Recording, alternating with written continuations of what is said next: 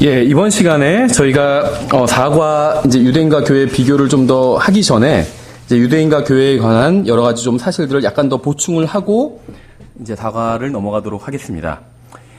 성경 역사의 모든 시대, 그러니까 율법을 주시기 이전이나 율법 시대나 오순절 이후 시대나 심지어 환란과 천연왕국 시대에도 하나님께서는 믿음을 요구하신다는 것이 이제 성경적 사실입니다.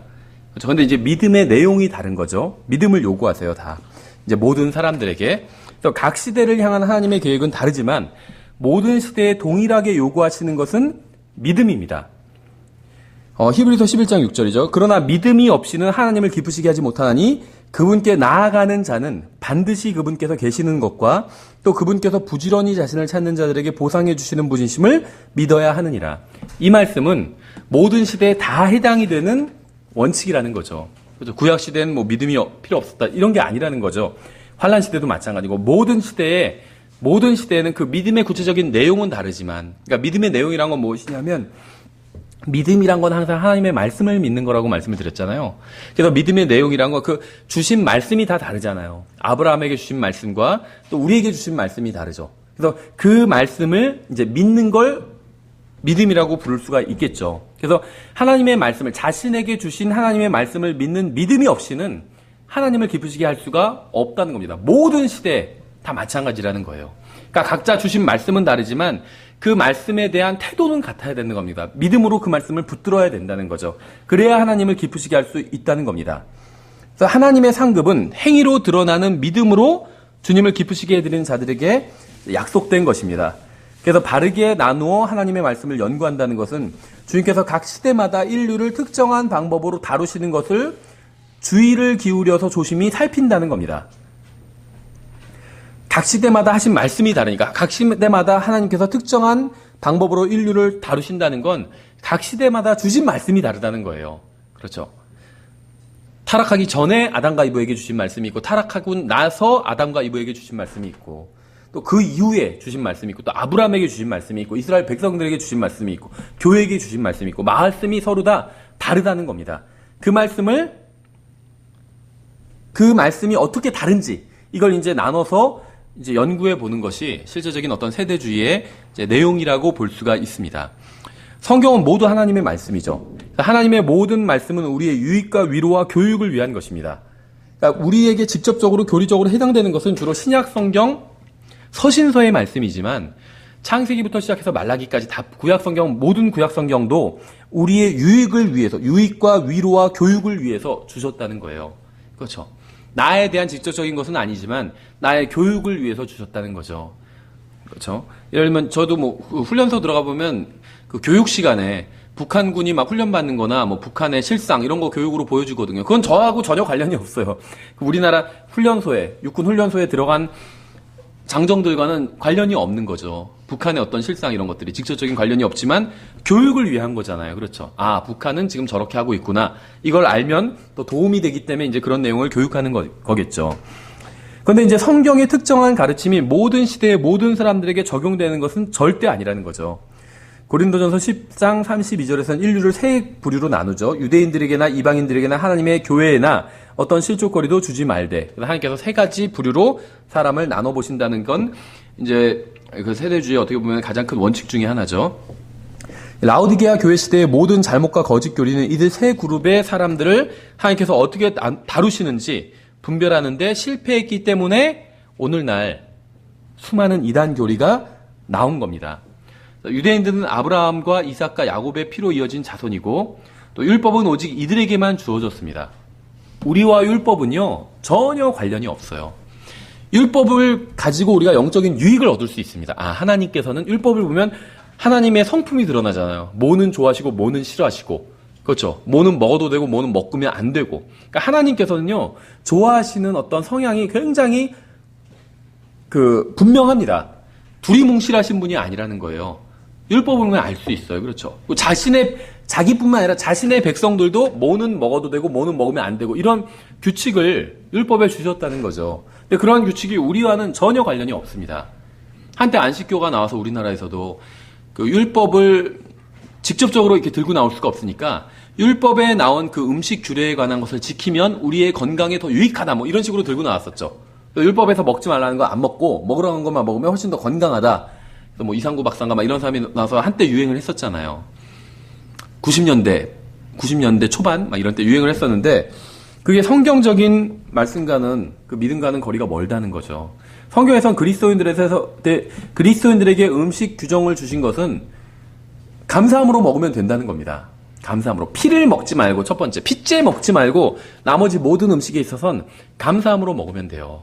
유대인들은 오징어를 먹지 않지만 그리스도인들은 오징어 먹을 수가 있어요. 율법에 따르면 오징어는 먹어서는 안 되는 음식이거든요. 생선이거든요. 우린 먹어도 된다는 거죠. 어떻게 하면 감사함으로 먹으면 된다는 거예요. 감사함으로 안 먹으면 죄가 있는 거죠. 그리스도인도. 그러니까 우리는 모든 것을 그게 이제 불법적인 게 아닌 한은 무슨 뭐 마약을 하면서 감사함으로 하고 이거는 아니겠죠. 근데 불법적인 게 아닌 한은 감사함으로 하면 다 되는 겁니다. 감사함으로 하지 않으면 그 감사하지 않는 그 마음 자체가 문제가 되는 거겠죠. 아무리 하나님께서 먹어도 된다고 하신 소고기를 먹는다 할지라도 감사함으로 먹지 않고 불평과 불만이 가득한 채로 먹는다면 그건 하나님을 기쁘시게 할 수가 없겠죠. 근데 아무리 율법에서 금지한 돼지고기를 먹는다 할지라도 감사함으로 먹는다면 하나님을 기쁘시게 해드릴 수 있다는 거죠. 그렇죠. 그래서 율법은 우리와 전혀 관련이 없습니다. 유대인들을 제외한 그 누구에게도 율법이 주어진 적이 없어요. 그래서 율법은 그리스도인, 교회와도 관련이 없고 이방인들과도 관련이 없습니다. 오직 유대인들과만 관련이 있습니다. 교회가 이 세상에 존재하는 목적이 이 세상의 문제를 해결하고 물리적인 왕국을 건설하는 것이라고 가르치는 사람들은 눈먼 안내자들입니다. 그렇죠? 또 막 우리나라도 지금 막 정치적인 이슈가 막 등장을 하잖아요. 어디 가나 막 어떤 이름 얘기하고 누구 얘기하고 무슨 게이트 얘기하고 그러고 있잖아요. 지금 최근 며칠간에도. 뭐 미국도 마찬가지죠. 지금 막 선거가 한창 이제 뜨겁죠. 앞으로 한 2주 정도 남았는데 양극단 사이에서 막 고민을 하고 있고 그러고 있죠. 그래서 보면 우리나라도 지금 SNS를 보면은 막 정치 얘기 굉장히 많이 올라요. 대통령 얘기. 근데 미국도 마찬가지예요. 대통령 앞으로 이제 차기 대통령 얘기가 많이 올라요. 그렇죠. 둘 쪽 다 막장이라고 얘기를 하고 있잖아요. 근데 어떤 그리스도인이 킹제임 성경 믿는 그리스도인인데 이렇게 올렸더라고요. 누가 대통령이 되든 간에 나의 왕은 예수 그리스도입니다. 이렇게 올렸더라고요. 전혀 상관없다는 거예요. 왜냐면 그 대통령이 주관하는 게 아니라 예수님께서, 하나님께서 허락하시지 않는다면 참새 한 마리도 땅에 떨어지지 않는다고 그랬거든요. 우리는 안심할 수 있어요. 그렇죠. 물론 뭐 내가 투표로 뭐 정권 심판하고 이건 다 해도 되지만 우리가 마음이 크게 요동할 필요는 없다는 겁니다. 모든 것을 하나님께서 주관하고 있기 때문에 뭐 한국이나 미국 그리스도인들 다 마찬가지겠죠. 어쨌든지 간에 교회가 뭐 적극적으로 이러한 세상의 문제를 해결해 이렇게 말씀하신 적이 없어요. 어떤 분들은 막 교회 이름 걸고서 어떤 분은 자기가 목사인데 막 정치적인 글들 많이 올리더라고요. 그래서 이렇게 해서 해야 뭐 이 정치적인 문제를 타결할 수가 있다. 심지어 킹제임 성경 진영에서도.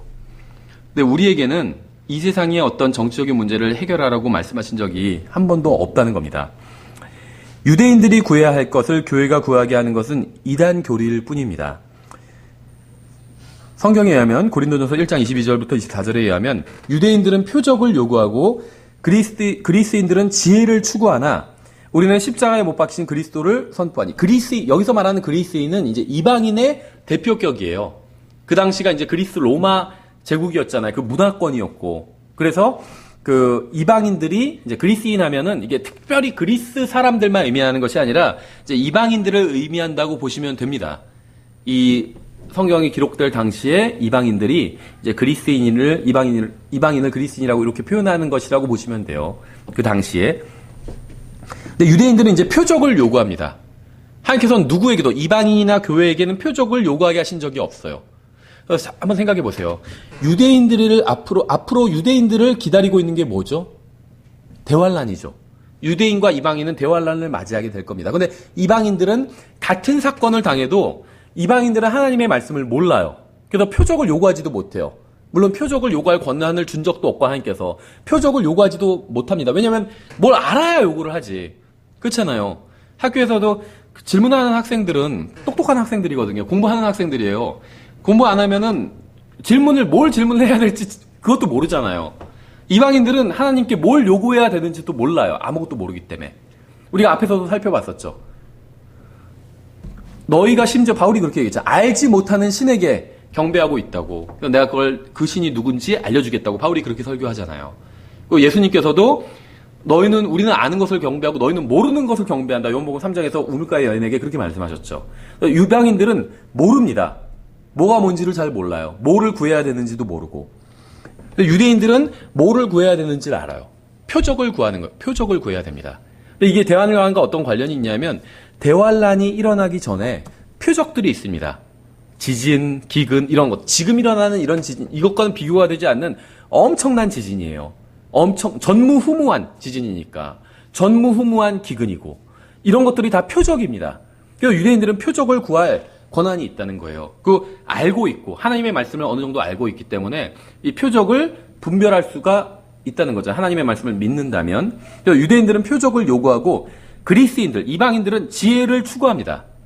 우리가 무슨 성경 갖고 얘기하면, 근데 그게 과학적으로 맞는 거예요? 이렇게 얘기하잖아요. 과학도 하나의 지혜잖아요, 이 세상에서. 그렇죠? 그래서 이방인들은 지혜를 추구해요. 과학적으로는 틀린 것 같은데? 이런 얘기를 하거나, 우리가 하나님께서 이렇게 얘기하면, 근데 진화론에 따르면, 진화론이 일종의 유사과학이잖아요. 이 세상 사람들 과학이라고 인정하니까, 참된 과학은 아니지만, 이 세상 사람들은 과학이라고 주장하는 거잖아요. 그러니까 진화론에 따르면 잘못된 것 같은데, 이런 식으로. 기준이 하나님의 말씀이 아니라 과학이란 거죠. 지혜라는 거죠. 지혜. 그렇죠. 그래서 그리스인들은 지혜를 추구하나 우리는 십자가에 못 박히신 그리스도를 선포하니 이게 우리의 중심이 돼야 된다는 거죠. 십자가에 못 박히신 그리스도. 구원받기 전에만이 아니라 구원받고 난 이후에도 우리의 중심은 십자가에 못 박힌 그리스도입니다. 내가 어떤 문제에 부딪혔을 때 어디로 가야 되냐? 십자가에 못 박힌 그리스도께로 가야 돼요. 내가 뭘 전파해야 되냐? 세상에 십자가에 못 박히신 그리스도예요. 어떤 분은 예수님 자기가 구원받았다. 또 킹잼 성경 믿는다. 이런 거 다 공개해 놓고도 예를 들면 페이스북에 올리는 글은 반 이상이 정치 글이에요. 정치인들 비평하고 아니면 어떤 자기가 좋아하는 정치인 막 높여주고 그런 걸만 잔뜩 올리더라고요. 그분이 그런 얘기를 한 건 아닌데 특정한 정치인을 비판하고자 함은 아닌데 지금 우리나라에서도 문제가 되는 게 무슨 대통령이 무슨 무속인의 말을 듣고 뭐를 했다. 이제 이런 얘기도 있잖아요. 물론 검찰 조사해봐야 되겠지만 어떤 것들 전 잘 모르지만 옹호하는 사람은 그런 얘기도 하더라고요. 그 무속인이 정말 용한 무속이면 어쩔 건데 이런 얘기도 하더라고요. 그러면 좋은 거 아니냐 이런 얘기예요. 그래서 황당하더라고요. 어쨌든지 간에 우리는 예수님의 이름을 걸고 무슨 어떤 정치인을 높이고 또 어떤 정치인은 깎아내리고 그건 우리의 일이 아니라는 겁니다. 그럼 우리의 일은 뭐냐? 십자가에 못 박히신 그리스도를 선포하는 거예요. 이것만이 대한민국을 구할 수 있습니다. 아무리 훌륭한 사람을 앞으로 다음 차기 대통령은 정말 똑똑하고 정말 훌륭한 사람, 다른 사람 없이 자기가 결정 내려서 할 수 있는 훌륭한 사람, 점치지 않고 굿하지 않아도 할 수 있는 훌륭한 사람을 뽑는다 할지라도 대한민국엔 여전히 문제가 있을 거예요. 그렇죠. 우리나라의 모든 문제를 해결해 주실 우리나라가 아니라 우리나라 사람의 한국인의 모든 문제를 해결해 줄 수 있는 분은 십자가에 못 박히신 그리스도밖에 없어요. 그렇죠. 그래서 우리는 예수 그리스도를 전파해야 되는 거예요. 그래서 앞에서 세 그룹이 나오죠. 유대인, 그리스인, 우리, 교회. 그래서 이 세 그룹의 사람들이 나오죠. 그분은 유대인들에게는 걸려 넘어지게 하는 것이요 그리스인들에게는 어리석은 것이로되 부르심을 받은 자에게는 또다시 세 그룹이 나오죠. 유대인, 그리스인, 부르심을 받은 자들, 우리죠. 유대인에게나 그리스인에게나 그리스도는 하나님의 권능이시요 하나님의 지혜이시니라. 여기서 성경은 이렇게 분명하게 세 부류의 사람들을 말씀하고 있고 이 세 부류의 사람들의 관심사도 다르다고 말씀하고 있습니다. 그렇죠? 유대인들은 항상 표적을 요구하고 우린 표적 필요 없어요. 우리가 기다리는 것은 우리를 앞으로 맞이하게 될 사건은 대환란이나 재림이 아닙니다. 휴거예요. 근데 휴거는 성경에 보면 표적이 없어요. 휴거를 위한 표적이 없어요. 재림을 위한 표적은 있습니다. 대환란 자체가 표적이고 휴거 자체가 또 재림의 표적이 돼요. 휴거가 있은지 논란은 있지만 어쨌든 간에 대환란이 7년이라고 본다면 휴거 후에 7년 후에 재림이 있게 되기 때문에 휴거 자체가 재림을 위한 가장 큰 표적이 됩니다. 그리고 이제 전쟁, 기근 이런 것들 일어나게 되고. 근데 휴거를 위한 표적은 없다는 거예요. 근데 우리가 앞으로 맞이하게 될 이벤트, 사건은 휴거라는 겁니다. 아무것도 없어요. 표적이 없어요. 그래서 우리가 해야 될 일은 구해야 될 것은 십자가에 달리신 예수 그리스도예요. 전파해야 될 분도 그분이고. 근데 유대인들은 표적을 구해요. 그리스인, 이방인들은 지혜를 항상 구합니다. 지혜. 그게 맞냐? 그렇죠. 과학적으로 맞냐? 이런 거 따지고 든다는 거죠. 그래서 성경에 하면 이게 세 가지 부류의 사람들이 있고 세 가지 부류의 사람들이 관심을 두는 분야가 다르다는 겁니다. 유대인들은 표적이고 이방인들은 지혜고 과학, 철학 이런 것들. 그다음에 우리들 또 부르심을 받은 자들. 우리들은 십자가에 못 박히신 그리스도. 이게 우리의 관심사라는 겁니다. 세 가지 부류의 사람에게서 성경을 보면 완전히 추구하는 게 달라요. 사도행전을 보시면 유대인들이 추구하는 것 항상 뭐 율법을 지켰냐 아니냐 막 이런 거 따지고 있잖아요. 유대인들은. 이방인들은 무슨 과학적인 거 따지든지 아니면은 논리적인 거. 그래서 이 말쟁이가 무슨 얘기를 하나 한번 들어보자. 아니면 새로운 거. 또 무슨 새로운 게 있나 들어보자. 아니면 무슨 신들에 관한 것. 이런 거. 그렇죠. 그래서 이 사람이 뭐 사도 바울을 보고 무슨 뭐 사도 바울과 바나바를 보고 주피터랑 뭐 마르스 다른 이방 신이다 막 이런 식으로 이야기를 하잖아요. 관심이 그런 거예요. 근데 사도행전을 보시면 그리스도인, 교회의 관심은 항상 십자가에 못 박히신 그리스도예요. 그래서 그거에는 관심이 없어요. 예, 그래서 우리도 성경적인 교회, 또 교회가 다른 게 아니에요. 믿는 사람들 한 사람 한 사람이 모여서 교회를 이루잖아요. 성경적인 우리가 그리스도인이라면 십자가에 못 박히신 그리스도가 우리의 유일한 관심이 되어야 됩니다. 그 다른 것으로 인해서 뭐 뉴스도 보지 말라 이런 말이 아니라 저도 요즘 하도 이슈가 돼서 좀 막 뉴스를 보게 되는데 거기에 너무 마음이 흔들릴 것도 없다는 겁니다. 예수님께서 전 우주를 붙들고 계세요. 염려할 게 아무것도 없어요. 그렇죠. 주님께서 또 누군가에게 또 이 세상을 또 대한민국을 통치하도록 또 허락해 주실 겁니다. 다음 대통령 누가 됐든 간에 주님께서 허락하신 사람이 되는 거고 지금 대통령 마찬가지고 과거의 대통령도 마찬가지고 저도 과거 대통령 중에 좋아하는 사람 있고 싫어하는 사람이 있지만 다 하나님께서 허락해 주신 사람들이에요. 어쨌든 간에 아무도 하나님께서 허락하지 않으셨는데 그걸 뺏을 수 있는 사람은 아무도 없습니다. 그렇죠. 군대를 동원해서 뭐 쿠데타를 해도 하나님께서 허락하지 않으시면 그 통치권을 쟁취할 수가 없다는 거예요. 그렇죠. 군대가 있건 군대가 없건 하나님께서 허락하시는 사람이 일정 기간 동안 통치하게 된다는 겁니다. 얼마나 감사해요. 영원히 통치하지 않는다는 게 인간이 얼마나 감사해요. 그렇죠. 예, 그래서 좀 시사적인 얘기를 했고 고린도서 12장 11절부터 12절에 이렇게 말씀하고 있어요. 내가 자랑함으로 어리석은 자가 되었거니와 너희가 억지로 나를 시켰느니라. 내가 너희에게서 칭찬을 받아야 마땅하노니 내가 아무것도 아닐지라도 무슨 일에서나 가장 으뜸가는 사도들보다 결코 뒤지지 아니하노라. 진실로 내가 너희 가운데서 모든 인내와 표적들과 이적들과 능한 행위들로 사도의 표적들을 행하였노라. 표적들은 사도들에게 속한 것입니다. 그래서 여기서 말씀하고 있는 표적들은 믿는 자들의 표적도 아니고 그리스도인들의 표적도 아니고 사도들의 표적들이에요. 사도들의 표적들. 그래서 여기서는 이제 기적을 표적이라고 부르고 있죠. 표적. 그래서 왜 기적을 표적이라고 부르고 있냐면 이 기적과 표적이 비슷한 말인데 이제 기적이 좀 더 큰 개념이고 표적이 기적에 이제 속한 거라고 보시면 됩니다.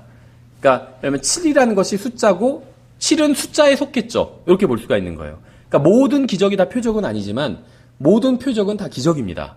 기본적으로. 그렇죠.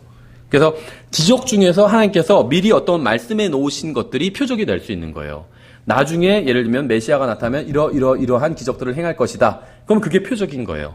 그러니까 표적이라는 건 이제 기적은 영어로 미라클이고 표적은 사인이거든요. 사인. 오히려 영어로 하면 더 쉽죠.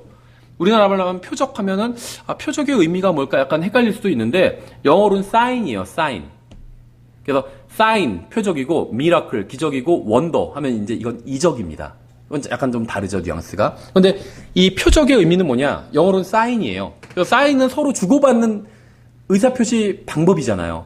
투수와 포수가 서로 사인을 주고받잖아요. 타자를 잡기 위해서 스트라이크를 던질 것인가, 볼을 던질 것인가 서로 사인을 주고받아. 이게 표적이에요, 영어로는. 그러니까 하나님과 유대인들 사이에 사인이라는 거예요, 표적이. 어떤 일이 일어나면 이것은 내가 보낸 메시아가 행하는 것이다. 라는 사인이라는 거죠. 근데 그걸 예수님께서 다 충족하셨죠. 유대인들이 구약 성경을 믿었다면 예수 그리스도를 메시아로 받아들여야만 했습니다. 그렇죠? 예, 그래서 이 표적은 근데 이제 사도들에게 주셨던 겁니다. 믿는 사람들에게 주신 것이 아니라 사도들에게 주신 거예요. 그래서 주님께서는 11명을 부르시고 그들을 사도라 칭하셨습니다. 그래서 주님께서는 더 많은 수의 제자들이 있었고 그중 70명을 보내기도 하셨죠. 주님의 부활 시에는 120명의 무리가 주님을 따랐고 40일 후에는 500명으로 그 수가 늘어났습니다. 그런데 표적과 이적과 기적을 통해서 새로운 메시지를 전하고 확증할 사람들은 사도들이었어요. 그러니까 이 표적은 기본적으로 사도들과 관련이 있는 것들이었습니다. 그렇죠? 그래서 주님께서는 마가복음 16장에서 5가지 표적을 주시겠다고 약속을 하셨습니다. 마가복음 16장 14절에 그 뒤에 11제자가 대상이 나오죠, 누군지. 주님께서는 11명의 제자들에게 말씀하셨어요. 그 다음 절 15절에 그분께서 그들에게 이르시되, 그러니까 이 표적에 대한 말씀은 문맥을 보면 11제자에게 하신 말씀이라는 거예요. 근데 11제자는 다 유대인이죠. 다 사도였습니다. 그래서 마가복음에서 말씀하시는 표적은 믿는 자들에게 이런 표적이 따르리라 이렇게 말씀하신 건 그들에게 말씀하셨기 때문에 유대인에 관한 말씀이라는 걸 알 수가 있습니다. 그렇죠? 그래서 마가복음 16장의 지상명령과 은사의 약속은 문자적 교리적으로 11명의 사도들에게 약속하신 겁니다. 마가복음 16장에 나오는 은사가 있잖아요. 표적이. 이런 표적, 이런 기적을 행하는 권한을 주겠다. 이 내용은 11명의 제자에게 해당된다는 거예요. 주님께서 약속하신 표적의 은사가 사도들의 사역에 사용되었고 드러났음은 이 사도행전 보면 명백하게 알 수 있죠. 사도들의 표적으로 인해서 새로운 메시지가 새로운 지역에서 능력 있게 선포될 수 있었습니다. 그래서 사도들이 행하는 기적을 왜 표적이라고 부르고 있냐면 표적은 유대인들이 구하는 거라고 그랬죠. 그래서 유대인들과 하나님과의 사인이에요. 그래서 만약에 그럼 이 사인이 왜 필요하냐? 하나님께서 어떤 말씀을 하시는데 그러니까 누군가가 나와서 내가 지금 하나님의 말씀을 받아 하나님의 말씀을 너에게 전하겠다 이렇게 얘기를 해요. 그리고 딱 어떤 내용들을 선포를 해요. 근데 그 내용이 맞는 것인지 틀린 것인지 어떤 식으로 분간하느냐 하면 표적을 가지고 분간한다는 거예요. 사인을 가지고. 그렇죠. 이게 뭐 적당한 비유인지 모르겠는데 예전에 지금은 이제 뭐 전화도 있고 뭐도 있고 다 있잖아요. 예전에는 무슨 누가 이제 친구가 소개시켜줘서 무슨 누구를 이제 소개팅으로 만나러 가려고 해도 전화기가 없어요. 그렇죠. 개인 전화기가. 그러니까 미리 약속을 해요. 예를 들면 뭐 청바지에 뭐 빨간색 셔츠를 입고 가겠습니다. 그게 표적이에요. 그렇죠. 그럼 저 사람이 맞나 아닌가 표적을 보면 알 수 있어요. 아, 빨간색 청바지 빨간색 윗도리. 표적이라는 거죠. 그래서 어떤 사람이 유대인들이 봤을 땐 어떤 사람이 정말 하나님께서 보내신 사람인지 아닌지 어떻게 아느냐. 그 사람이 행하는 표적을 보고 알 수 있다는 거예요. 그러니까 이 표적의 목적은 뭐냐면 말씀을 입증하는 거예요. 표적 자체가 잘났다는, 표적을 행하는 사람이 잘났다는 걸 입증하는 게 표적의 목적이 아니라는 거죠. 근데 일반적으로 어떤 이단들이나 은사주의자들은 기적을 행하면서 그 기적을 행하는 사람을 막 띄워주잖아요. 잘났다고. 와, 대단한 능력의 무슨 주님의 종이다. 그러니까 능력 있는 주님의 종이 아니라 주님의 능력 있는 종이다. 종을 더 높이죠. 근데 표적의 목적은 그것이 아니라는 겁니다. 표적의 목적은 무엇이냐? 그 사람이 그 선포자가 선포하는 하나님의 말씀이 바르다는 걸 입증하는 수단이 표적이었다는 거죠. 그래서 유대인들은 어떤 말씀을 듣는데 새로운 말씀이에요. 자기들이 생각할 땐. 근데 그 새로운 말씀이 하나님께로부터 온 것인지 아닌지 어떻게 아느냐? 그 말씀을 선포한 사람이 표적을 행한다는 겁니다. 그래서 바울에게, 베드로에게도 표적을 행하는 능력을 주신 거예요. 그렇죠. 그래서 사도들이 새로운 그 표적으로 인해서 새로운 메시지를 새로운 지역에서 능력 있게 선포할 수 있었습니다. 표적을 보고, 내용은 새롭지만 이게 저 사람들이 행하는 기적을 보니까 이건 하나님께로부터 온 것이 100% 맞다. 유대인들은 그렇게 분별할 수 있다는 겁니다. 표적을 가지고 분별할 수 있었다는 거예요. 그러니까 어떤 사람이 새로운 메시지를 선포하면 표적을 요구할 수가 있었다는 겁니다. 네가 전하는 메시지가 하나님께로부터 온 것이라는 증거를 대봐라. 기적을 행해봐라. 이렇게 요구할 수가 있었다는 거예요. 그게 바로 유대인들은 표적을 구하고 이 말씀의 이제 의미라는 겁니다. 그래서 우리는 거짓 교리를 가르치면서 자신이 사도라고 주장하는 자들에 대해서 이제 다음의 사항들을 한번 확인하면서 시험해 봐야 됩니다. 첫 번째는 만약 어떤 사람이 자신이 사도라고 주장한다면 그는 5가지 표적을 모두 행할 수 있어야 돼요. 마가복음 16장에 나온 독을 마시는 것과 뭐 뱀을 짖는 것과 이런 것들 있잖아요. 방언을 말하는 것과 5가지 표적을 모두 행할 수 있어야 됩니다. 두 번째는 만약 어떤 사람이 자신이 사도라고 주장한다면 그가 5가지 표적을 모두 행하고 또 표적을 행할 때 성경에 나온 대로 행하는가 봐야 돼요. 성경에서 사도들이 신유의 능력으로 병자를 고칠 때 병자는 즉시 나았습니다. 그렇죠. 반쯤만 낫거나 그런 적 한 번도 없어요. 사도들이 성경에서 보면 표적을 행할 때, 병자를 고칠 때, 병자를 고치거나 방어를 하거나 뱀을 잡거나 독을 마셔도 해를 입지 않거나 이게 다 표적이잖아요. 이런 표적을 행할 때는 100% 온전하게 행했다는 거예요. 누군가를 고쳤는데 반쯤만 고쳤다든지 이런 예는 없다는 겁니다. 병이 즉시 나았어요. 은사를 발휘해서 병을 고친다면 병은 즉시 나아야 됩니다. 세 번째, 만일 어떤 사람이 자신이 사도라고 주장하면서 표적을 행한다면 그가 표적을 행하면서 진리를 확증하는지 봐야 합니다. 그가 표적을 행하면서 기록된 신약 성경과 일치하지 않는 것을 전한다면 그는 거짓 교리를 전하는 거예요. 그렇죠. 어떤 사람이 말한 것과 기록한 성경이 일치하지 않으면 항상 기록된 성경이 우선시 되어야 합니다. 네 번째, 만약 어떤 사람이 자신이 사도라고 주장하면서 표적을 행하는데 그 대상이 유대인이 아니라면 그는 거짓 교리를 전하고 있는 겁니다. 그래서 신약 성경을 보시면 표적을 행할 때 표적을 행하는 사람이 유대인이거나 아니면 그 대상이 그 메시지를 선포하면 그 말씀을 듣는 사람들이 유대인이거나 둘 중에 하나라는 거죠. 반드시 유대인들이 관련되어 있어요. 선포자가 유대인이거나 청중이 유대인이거나 이 표적은 유대인과 관련이 있습니다. 유대인이 한 명도 없는 데서 표적을 행한다면 그건 잘못된 표적인 거예요. 그렇죠? 이스라엘은 표적과 함께 시작된 민족입니다. 하나님께서 모세에게 나타나셔서 이스라엘을 인도하라고 말씀하셨어요. 모세는 자신이 백성들에게 메시지를 전할 때 그들이 무슨 근거로 자신의 말을 믿겠느냐고 주님께 물었죠. 출애굽기 4장에서. 하나님께서 자신의 말씀을 전하시려고 이스라엘의 자손들에게 사람을 보내셨는데 보내심을 받은 사람은 이스라엘 백성들이 자신의 말을 믿지 않을까 봐 걱정하고 있는 거죠. 모세가. 그래서 하나님의 능력을 힘입어서 메시지를 전하는 사람의 손으로 기적을 행할 필요가 있었다는 거예요. 출애굽기 4장 2절에 나오죠. 주께서 그에게 이르시되 내 손에 있는 것이 무엇이냐 하시니 그가 이르되 막대기이니이다 하거늘 그분께서 이르시되 그것을 땅에 던지라 하시니 그가 그것을 땅에 던짐에 그것이 뱀이 되므로 모세가 뱀 앞에서 피하니라. 주께서 모세에게 이르시되 내 손을 내밀어 그 꼬리로 그것을 붙잡으라 하시매 그가 자기 손을 내밀어 그것을 잡으니 그것이 그의 손에서 막대기가 되매 그분께서 이르시되 이것은 그들이 자기 조상들의 주 하나님 곧 아브라함의 하나님 이삭의 하나님 야곱의 하나님이 내게 나타난 주를 믿게 하려 함이라 하시니라. 이 표적의 기적의 목적이 무엇인지 분명히 나와 있죠. 하나님의 말씀을 믿게 하는 거라는 거예요. 이 지금 출애굽기 4장 이전까지 성경 자세히 보시면 기적이 없었습니다. 기적이 없었어요. 출애굽기 4장까지 올 동안 기적이 없었어요. 창세기 보시면 기적이 없어요. 천지창조하시는 거 말고 그 다음에 이제 인간이 나와서 어떤 행하는 거 보면 기적이 없었습니다. 출애굽기 4장에서 기적이 처음 등장해요. 그래서 이스라엘 민족은 기적과 함께 이제 탄생한 민족이 됩니다. 출애굽기 4장 6절에 주께서 또 그에게 이르시되 이제 내 손을 내 품에 넣으라 하시매 그가 자기 손을 품에 넣었다가 품에서 꺼내니 보라 그의 손이 눈같이 나병이 생기니라. 그의 손에 눈같이 나병이 생기니라. 그분께서 이르시되 내 손을 다시 내 품에 넣으라 하시매 그가 다시 자기 손을 품에 넣었다가 품에서 꺼내니 보라 그것이 다시 그의 다른 살처럼 되었더라. 이게 지금 무슨 얘기인지 아세요?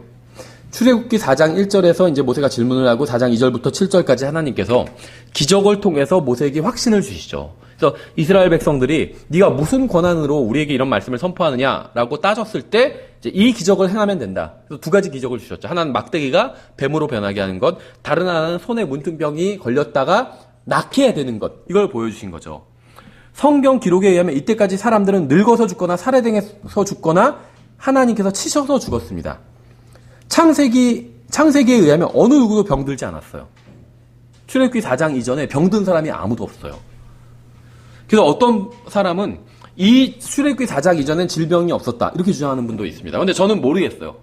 확실한지는. 근데 분명한 건 뭐냐면 팩트를 말씀드리면 출애굽기 4장 이전에는 질병이 등장하지 않는다는 거예요. 창세기에서 사람들이 죽고 낳고 막 하잖아요. 몇 살까지 살고 죽었더라 하고 그런 기록이 창세기에 나오잖아요. 그런데 아무도 병들어서 죽었더라 이런 기록은 없어요. 그렇죠? 그러니까 성경 기록에 의하면 이때 처음으로 질병이 등장합니다. 나병이. 그리고 그 질병이 즉시 치유돼요. 고침을 받습니다.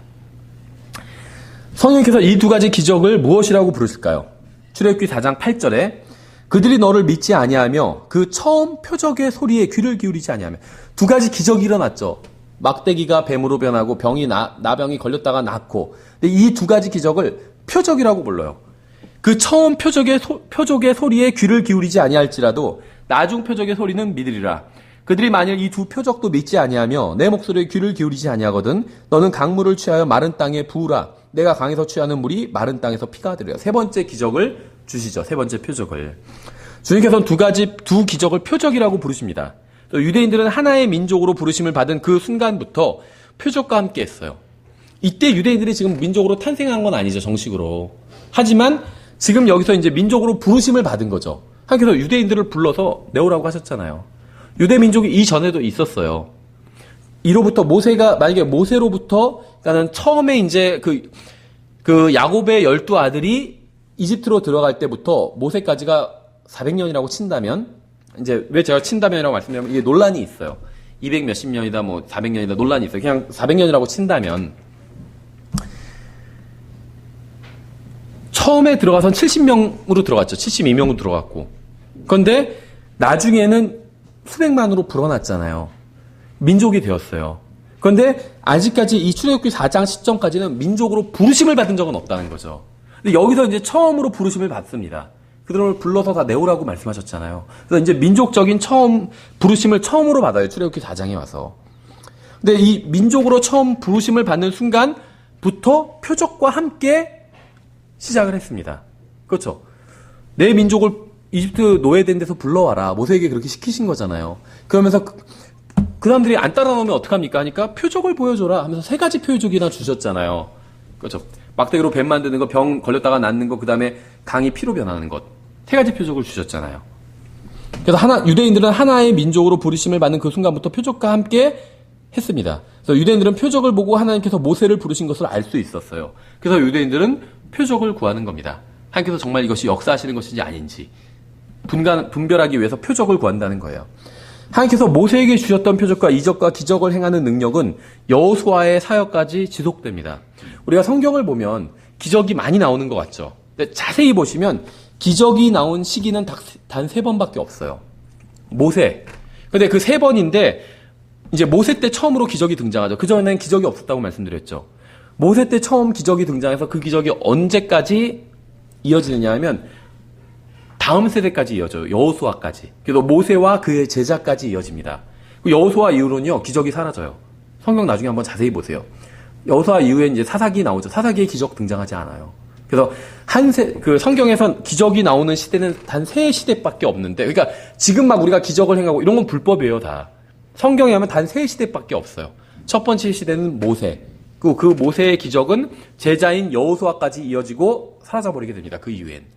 두 번째로 기적이 언제 등장할까요? 엘리야예요. 그렇죠. 엘리야의 기적은 언제까지 이어지죠? 다음 세대 엘리사까지, 그 제자까지 이어지고 사라지죠. 그 다음에 기적이 없어요. 이사야 기적 행한 이런 거 없잖아요. 그 다음에 기적을 행하는 사람들은 언제 등장하죠? 예수님이 등장하시죠. 그래서 예수님이 등장하셔서 기적을 행하시고 언제까지 기적이 이어지죠? 예수님의 제자인 사도들까지 이어지고 기적이 사라져버리죠. 그런데 공통점이 있죠. 모세, 처음 기적을 행한 사람, 그 다음에 중간에 기적을 행한 사람은 엘리야죠. 그 3번째 기적을 행하신 분은 예수님이죠. 근데 이 3분이 만나신 적이 있죠. 성경에 보면. 변형산에서 만나잖아요. 논의하시죠. 그러니까 이 기적은 유대인들과 관련이 있어요. 다 유대인으로 오셨잖아요. 모세, 엘리야, 예수님 다 유대인이었잖아요. 혈통적으로는. 그렇죠.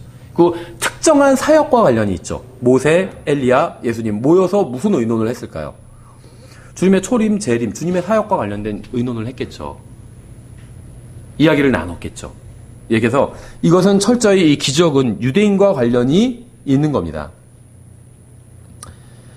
그래서 오랜 생활 동안 표적과 이적과 기적이 이스라엘 가운데 행해지지 않았습니다. 이 3시대를 빼고는. 하나님께서는 율법을 통해서 이스라엘을 훈계하셨지만 이제 방법을 바꿔서 선지자, 대언자를 더해주셨죠. 그래서 모세를 통해서 처음 기적을 주셨는데 모세는 율법을 상징하죠. 그 다음에 엘리야를 통해서 기적을 통하셨는데 엘리야는 대언자를 상징하죠. 그래서 처음에 율법을 주시면서 기적을 모세에게 주신 이유는 이 모세가 들고 나온 율법이 하나님께로부터 나왔다는 걸 이스라엘 백성들에게 입증하기 위함이었어요. 하나님께서 처음에 이스라엘 백성을 다루신 방법이 율법으로 다루신 겁니다. 율법으로 다루시면서 율법은 모세로부터 왔다고 말씀하고 있잖아요. 그래서 모세에게 기적을 행하는 능력을 주신 거예요. 그래서 모세가 준 율법이 하나님께로부터 온 것이다라는 사실을 입증하게 하기 위해서 율법을 주셨는데, 율법을 가지고 이스라엘을 다루셨는데 결과적으로 어떻게 됐죠? 이스라엘이 율법을 거부했잖아요. 율법 지키지 않았잖아요. 율법 지키지 않았어요. 이스라엘은 율법을 지킨 적이 거의 없습니다. 솔로몬 때 잠깐 율법 지내고 제사 지내다가 그 다음부터 다 폐기해버렸어요. 지키지 않았어요. 그래서 하나님께서 어떻게 하셨죠? 율법을 듣지 않잖아요. 율법을 통해서 이스라엘을 인도하시려고 했는데 듣지 않잖아요. 그러니까는 대언자를 주셨죠. 대언자. 그래서 대언자는 누구와 함께 왔냐면 이제 엘리야와 함께 오게 됩니다. 진정한 대언자의 시대가 이제 도래하게 되죠. 그래서 진정한 첫 번째 대언자가 바로 엘리야라고 볼 수가 있어요. 그 전에 대언자들은 이제 좀 그 선견자 같은 그런 면이 있었죠. 사무엘 같은 사람은. 그래서 이제 엘리야를 보내시면서 진정한 대언자를 보내시면서 대언자의 대명사가 엘리야예요. 그래서 침례인 요한 대언자 중에 어떻게 보면 마지막 이제 중요한 대언자인데 구약의 마지막 대언자죠. 근데 엘리야의 영으로 오잖아요.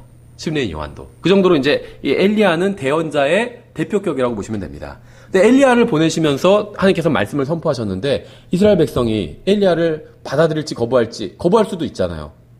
우리가 왜 당신을 받아들여야 되냐 이렇게 따질 수 있잖아요. 그렇기 때문에 하나님께서는 표적을 주신 거죠. 그래서 엘리야는 표적을 행하는 능력을 가지고 온 것입니다. 그래서 예수님도 구약시대의 이스라엘에 대한 경고자를 율법과 선지자로 언급하신 거예요. 대언자로. 마태복음 11장 13절에 모든 대언자 율법은 요한까지 되어나였으니 대언자 엘리야죠. 율법 모세예요. 기적이 구약시대는 이 두 시기뿐이 없었습니다. 마태복음 5장 17절에 내가 율법이나 대언자들의 글을 폐하러 온 줄로 생각하지 말라. 구약 성경을 요약하면 두 가지로 요약할 수 있는데 율법과 대언자입니다. 모세와 엘리야예요. 그래서 변형산에서 괜히 모세와 엘리야만 나온 게 아니에요. 오히려 구약의 인물 중에 가장 위대한 인물 둘을 꼽으라 그러면 아브라함과 다윗입니다. 그래서 예수님을 소개할 때 뭐라고 소개하고 있죠? 아브라함의 아들이요 다윗의 아들인 예수 그리스도라고 그렇게 소개하잖아요. 마태복음 1장 1절에서. 그러니까 구약 인물의 대표는 아브라함과 다윗인데 구약 성경의 대표는 구약 성경을 규정 지을 수 있는 건 율법과 대언자라는 거죠. 대언자들의 글, 그래서 율법과 대언자. 바로 모세와 엘리야라는 거죠. 그래서 내가 율법이나 대언자들의 글을 폐하러 온 줄로 생각하지 말라. 나는 폐하러 오지 아니하고 성취하러 왔노라. 마태복음 22장 40절 모든 율법과 대언자들의 글이 이 두 명령에 매달려 있느니라. 그래서 구약 성경을 요약할 때 율법과 대언자 이렇게 명령하고 있죠. 그래서 이 율법과 대언자, 구약 성경의 대표들을 상징하는 사람이 모세와 엘리야고 이 둘이 유일하게 이 둘만 기적을 행했습니다. 이 둘과 이 둘의 제자 여호수아와 엘리사만이 기적을 행했고 그 외엔 누구도 기적을 행한 적이 없어요. 기적을 목격하긴 했죠. 기드온 같은 경우에 양털만 마르고 아니면 양털만 젖고 이런 기적을 목격했어요. 기적을 행하지 못했다는 겁니다. 기적은 행한 사람은 이 둘밖에 없다는 겁니다. 지금도 마찬가지예요. 전 지금도 기적이 있다고 믿어요.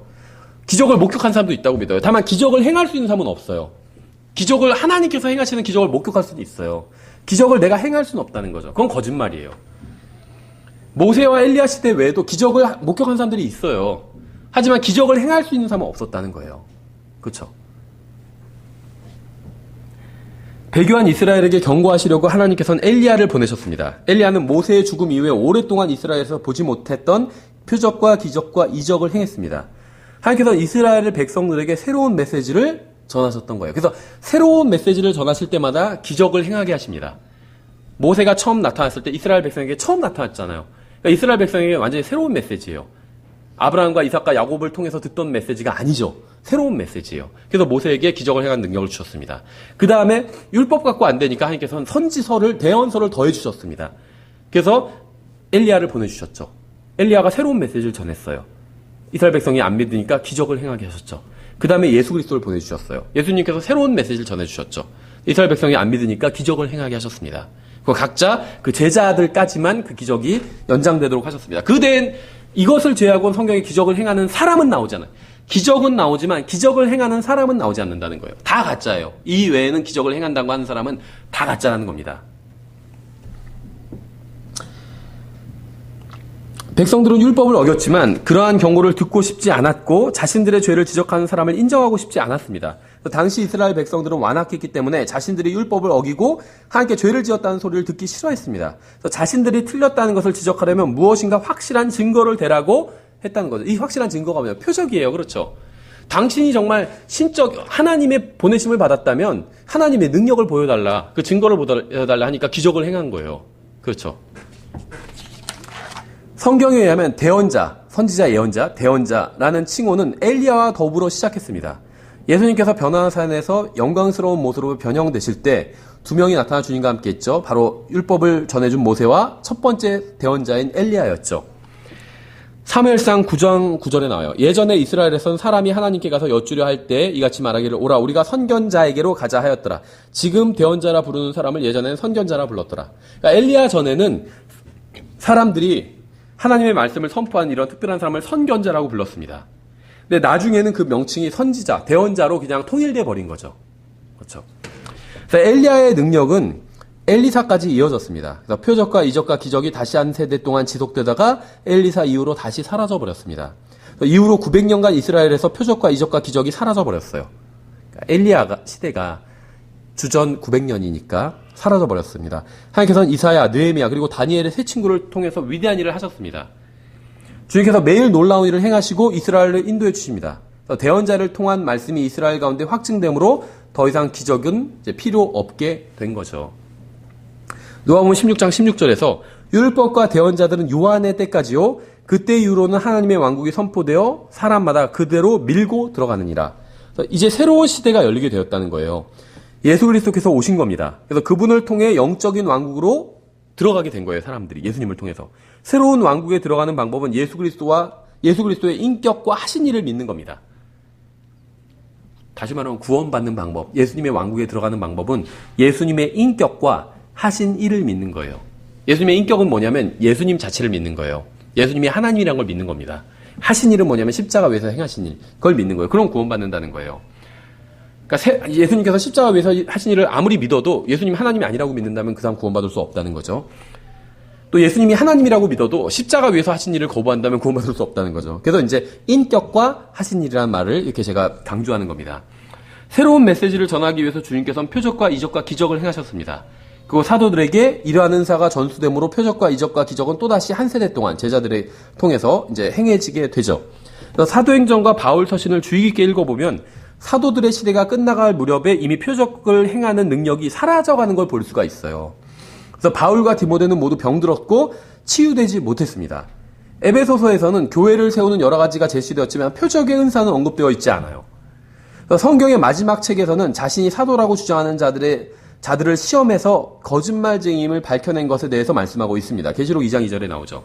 내가 내 행위와 수고와 인내와 또 내가 사악한 자들을 용납하지 아니함을 아노니 내가 스스로 사다로고 말하나 사도가 아닌 자들을 시험하여 그들이 거짓말하는 자들임을 알아내었으며. 왜냐하면 마가복음 16장에서 사도들의 표적을 5가지를 말씀하시는데 이 5가지는 다 가지고 있어야 됩니다. 사도가. 근데 지금 은사주의자들은 가지고 있다는 그 주장한 은사가 표적이 방언과 치유뿐이 없죠.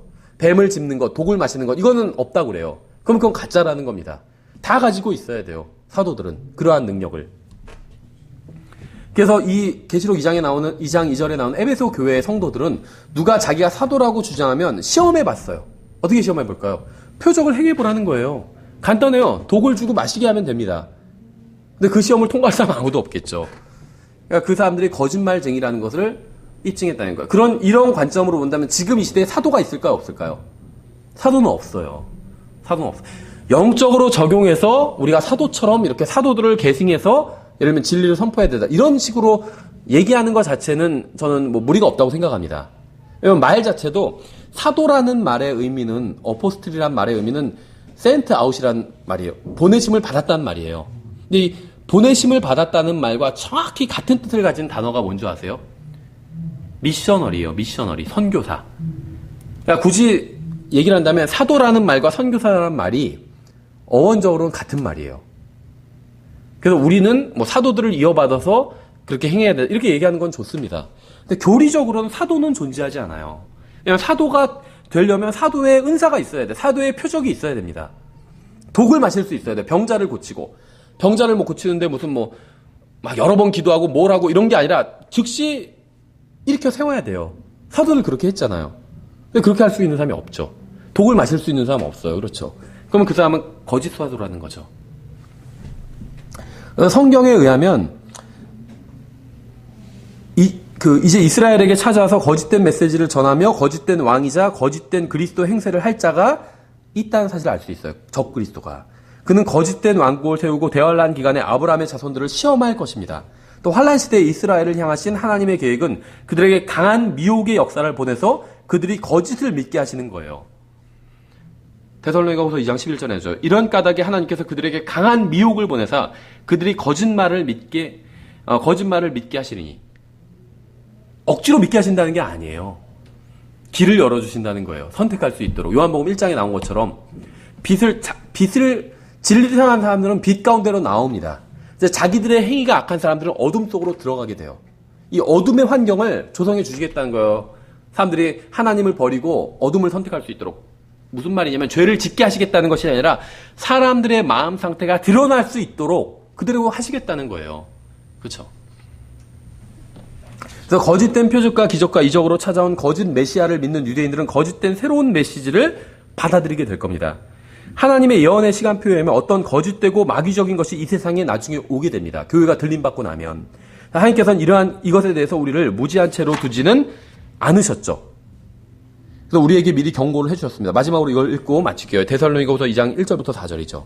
형제들아, 주 예수 그리스도의 오심과 우리가 그분께로 함께 모이는 것으로 말미암아 이제 우리가 너희에게 간청. 그러니까 하나님께서 거짓 미혹을 보내셨다고 하니까 그러면 하나님께서 보내셨는데 그걸 뭐 다 속아 넘어갈 수밖에 없겠나 이렇게 생각하는 사람들이 있는데 전혀 그렇지 않아요. 거짓 미혹의 역사를 보내신 건 맞지만 하나님께서는 예수님을 믿을 수 있도록 해주셨어요. 성경 다른 진리도 보내주셨다는 거예요. 그래서 우리는 거기에 속아 넘어가지 않잖아요. 우리가 똑똑해서가 아니라 진리를 보내주셨기 때문에 이 진리를 믿고 받아들이면요, 하나님 언어의 미혹의 역사인지 쉽게 구분할 수 있어요. 근데 진리를 거부하기 때문에 미혹의 역사에 속아 넘어가는 거예요. 형제들아, 주 예수 그리스도의 오심과 우리가 그분께로 함께 모이는 것으로 말미암아 이제 우리가 너에게 간청하노니 너희는 영으로나 말로나 혹은 우리에게서 왔다는 편지로나 그리스도의 날이 가까이 이르렀다 해서 쉽게 마음이 흔들리거나 불안해하지 말라. 마음이 흔들리고 불안한 것은 이 세상의 어떤 일들로 인해서 지금이 종말 아닌가? 막 그래서 흔들리고 불안한 것은요, 하나님께로부터 오는 영이 아니에요. 아무도 어떤 방법으로든 너희를 속이지 못하게 하라. 먼저 떨어져 나가는 일이 일어나고 저 죄의 사람 곧 멸망의 아들이 드러나지 아니하면 그날이 이르지 아니하리라. 그는 대적하는 자여 하나님이라 불리거나 혹은 경배받는 모든 것 위로 자기를 높이는 자로서 하나님처럼 하나님의 성전에 앉아 자기가 하나님인 것을 스스로 보이느니라. 이 본문은 적그리스도에 대해서 말씀하고 있죠. 그래서 적그리스도가 오면 그는 자신이 진정한 메시아라고 유대인들을 설득할 겁니다. 그리고 거기에 유대인들이 넘어갈 것이고, 어떤 유대인들은 하나님의 말씀을 붙들고 그 속임수에 넘어가지 않을 겁니다. 그럼 박해를 받게 되겠죠. 그럼 이제 셀라페트라 지역으로 도망가서 이제 하나님의 다시 초자연적인 섭리로 짐승의 표 받는 걸 거부하고, 그러면 상거래를 할 수가 없죠. 그러면 굶어 죽게 되는데 하나님께서는 다시 예전에 광야에서 40년간 출애굽한 이스라엘 백성들을 만나러 먹이셨던 것처럼 다시 이제 초자연적인 방법으로 유대인들을 먹이시게 됩니다. 다음 시간에 계속해서 지금 좀 배경 설명을 저희가 좀 더 하도록 하겠습니다. 수고하셨습니다. 저희가 아직 사과 내용을 들어간 건 아니에요. 일단 배경 설명을 제가 좀 더 하고 있는 겁니다.